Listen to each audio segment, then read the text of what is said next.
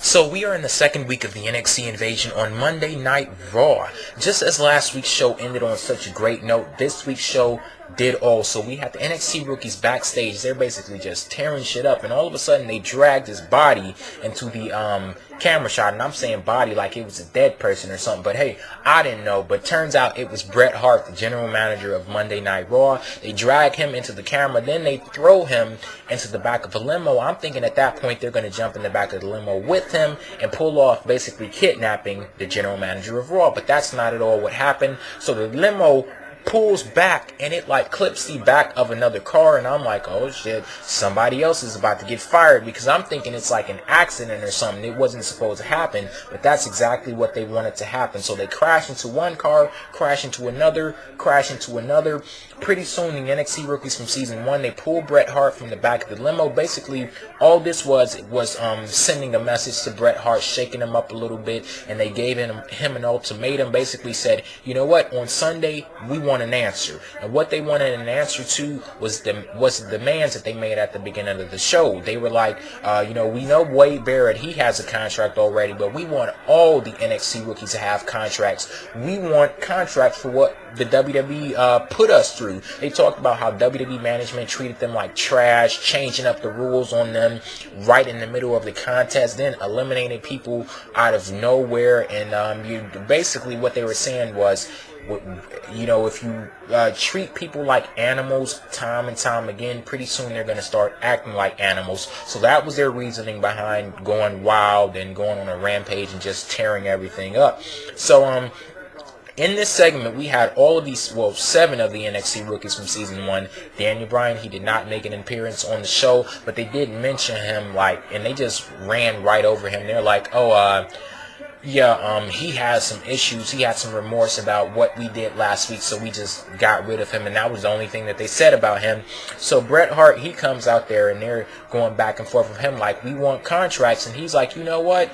None of you are getting contracts, and actually, Wade Barrett, you might as well forget your contract too, because your ass is fired. So that segment, it was just great all around.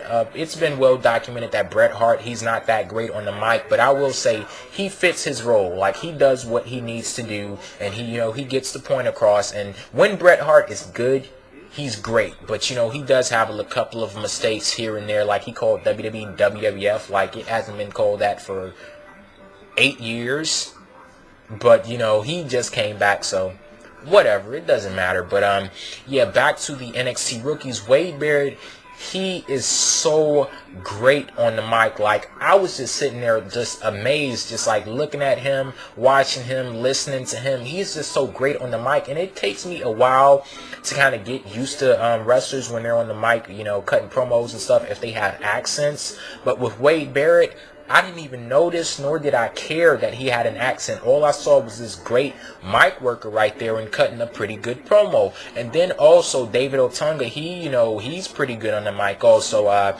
He was on there and he's talking about, we want private dressing rooms, we want first class seats on private jets and stuff like that.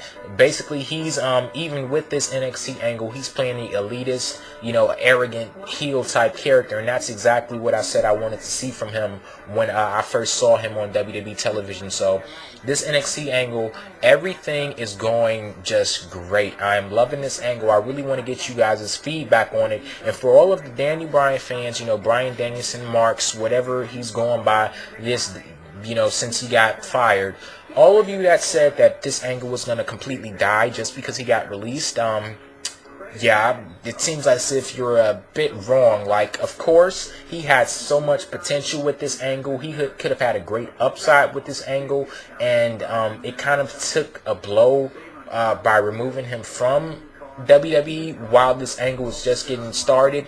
But he doesn't completely kill the angle just because he's not there. Like, they still pulled off a great show this week.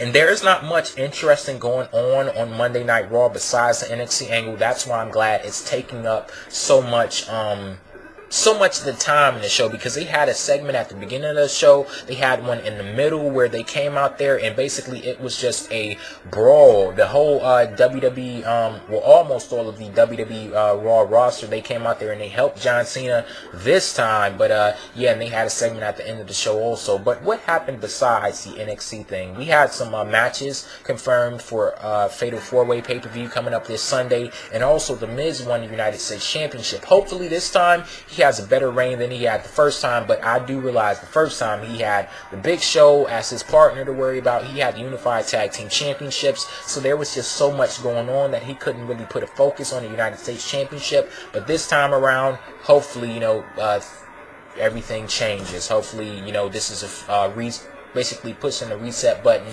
on him as United States Champion, and he's able to defend the championship a lot more than he did the last time. But back to Bryan Danielson being released from WWE. It seems as if, you know, this is legit, but I won't rule out a reappearance of Daniel Bryan in WWE. But people, I just want to say one thing. When you're reading these wrestling websites, please, please, please stop taking everything that they say for a fact. Stop taking everything that they say for a gospel, because you don't know how tired I am of hearing that a damn toy company got Daniel Bryan fired. Like, do you realize how ridiculous that sounds? People are going around saying the toy company that makes Barbies are the reason why Daniel Bryan got fired from WWE. That sounds like a crock of bull to me. It really does. And you know, we have people running around saying that, oh, he got fired because of PG, and this is exactly why PG sucks. Actually, from what I've been reading, and you know, I throw in a little research of my own, you know, form my own opinion. I'm hearing about this thing with a possible, like, secret Chris Benoit clause, I guess that's what you can call it. Basically, you can't do anything that directly relates to Chris Benoit, that asshole, you know, killing his wife and his son a couple of years ago. So he hung himself to death. And they were saying that Daniel Bryan choking Justin Roberts with a tie reminded people of that. Look, I'm just going to say this. If the first thing you thought when you saw Daniel Bryan choking Justin Roberts with that tie was Chris Benoit, then honestly, you're fucking screwed in the head.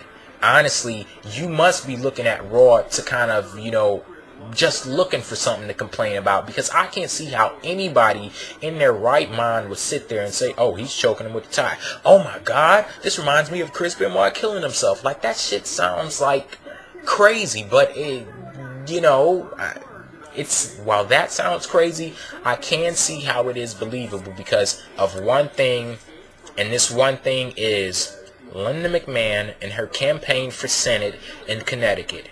Screw Mattel, screw WWE being PG. I don't think that this had anything to do with it. And back to the PG thing, look at the whole angle. For the people complaining that, oh, this is exactly why WWE is PG, you had 8 guys ganging up on one guy. So basically a gang jumping one man, and then, you know, you throw in the other guys also. But John Cena, he was the main focus. So a gang of 8 men jumping one guy. Does that seem really PG? Then you have them completely trashing the ring and tearing up the ring. Does that sound PG? Then you had them attacking untrained staff members. Does that sound PG? And on this episode of Monday Night Raw, you had them. You had vehicular assault committed against Bret Hart. Does that sound PG? So PG wasn't the exact issue here. It had to be something more than PG.